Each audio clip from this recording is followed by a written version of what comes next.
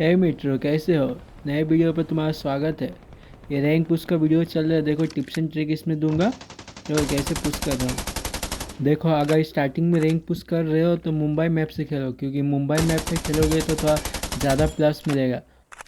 अगर आप लोगों के पास स्क्वाड नहीं है अपनी, तो आप लोगों को अंडमान खेलना है। तो अंडमान पर आप लोग सोलो खेल सकते हैं, लेकिन बट दो तीन तीन स्पॉन मिलती है ना, तो आप लोग उसका यूज़ करें। एक स्पॉन पर किल निकालने के लिए, दूसरा स्पॉन पर किल, उसके बाद तीसरा स्पॉन के लिए पूरा स्ट्रेटजी के साथ खेलिए और अच्छे से अच्छे लास्ट जोन तक जाइए। आपका किल जितना कीजिएगा उतना ज़्यादा प्लस होगा।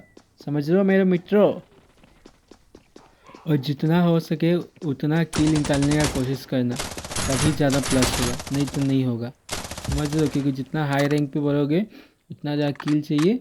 हो सके तो अपनी स्क्वाड के साथ खेलना, नहीं तो मैं अपनी यूआईडी दे दूँगा, रिक्वेस्ट भेजना, मैं तुम्हारे साथ खेलूँगा। कोई ना।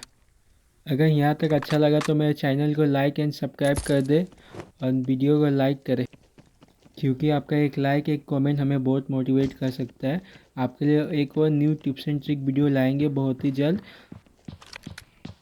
तब तक आप लोग ये गेम प्ले एंजॉय कीजिए।